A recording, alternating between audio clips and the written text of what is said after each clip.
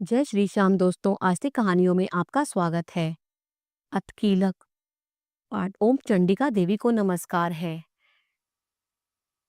यह कीलक का पाठ जो अर्गला स्तोत्र और देवी कवच के बाद सुनता है, उसे देवी माँ की असीम कृपा प्राप्त होती है।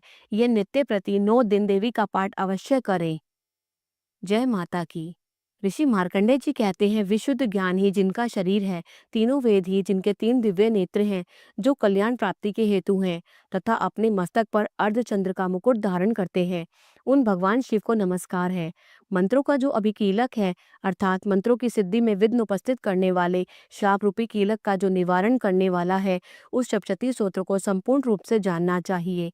यद्यपि सप्तशती के अतिरिक्त अन्य मंत्रों के जप में भी जो नित्य निरंतर लगा रहता है, वह भी कल्याण का भागी होता है। उसके भी उच्चाटन आदि कर्म सिद्ध होते हैं तथा उसे भी समस्त दुर्लभ वस्तुओं की प्राप्ति हो जाती है।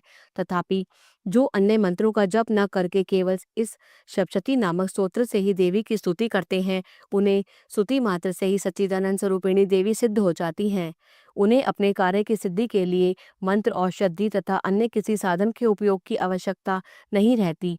बिना जप के ही उनके उच्चाटन आदि समस्त अभिचारिक कर्म सिद्ध हो जाते हैं।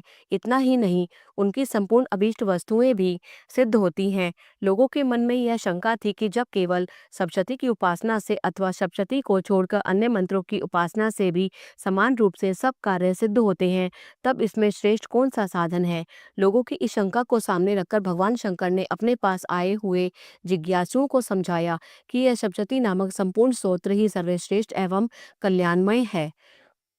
अनंतर भगवती चंडिका के सप्तशती नामक स्तोत्र को जो महादेव जी ने गुप्त कर दिया, सप्तशती के पाठ से जो पुण्य प्राप्त होता है, उसकी कभी समाप्ति नहीं होती, किंतु अन्य मंत्रों की जब जन्य पुण्य की समाप्ति हो जाती है।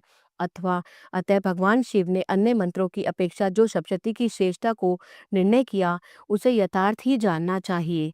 अन्य मंत्रों का जप करने वाला पुरुष भी यदि सप्तशती के स्तोत्र और जप का अनुष्ठान कर ले, तो वह भी पूर्ण रूप से कल्याण का भागी होता है। इसमें तनिक भी संदेह नहीं है।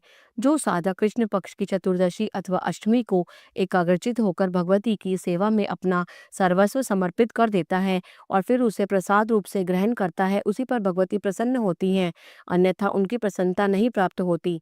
इस प्रकार सिद्धि के प्रतिबंधक रूप कील के द्वारा महादेव जी ने इस स्तोत्र को कीलित कर रखा है। जो पूर्वोक्त रीति से निष्कीलन करके इस सप्तशती स्तोत्र का प्रतिदिन स्पष्ट उच्चारण पूर्वक पाठ करता है, वह मनुष्य सिद्ध हो जाता है। वही देवी का पार्षद होता है और वही गंधर्व भी होता है। सर्वत्र विचरते रहने पर भी संसार में उसे कहीं भय नहीं होता। वह मृत्यु के वश में नहीं पड़ता तथा देह त्यागने के अनंतर मोक्ष प्राप्त कर लेता है। अतः कीलन को जानकर उसका परिहार करके ही सप्तशती का पाठ आरंभ करे। जो ऐसा नहीं करता, उसका हित नहीं हो पाता। यहाँ कीलक और निष्कीलन के ज्ञान की अनिवार्यता बताने के लिए ही हित न होना कहा है। वास्तव में किसी प्रकार भी देवी का पाठ करे, उससे लाभ ही होता है। यह बात वचनांतरों से सिद्ध होती है। इसलिए कीलक और निष्कीलन का ज्ञान प्राप्त करने पर यह स्तोत्र निर्दोष होता है और विद्वान पुरुष इस निर्दोष स्तोत्र का ही पाठ आरंभ करते हैं।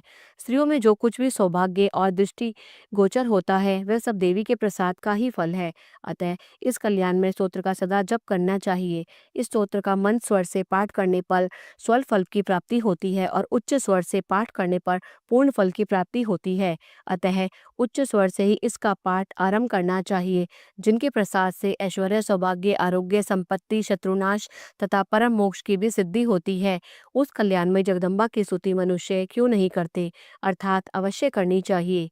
अत कीलक संपूर्णम। यह हिंदी में कीलक का पाठ मैं आपके लिए लाई हूँ। कृपया करके इसका अधिक से अधिक लाभ उठाएं। जय माता की।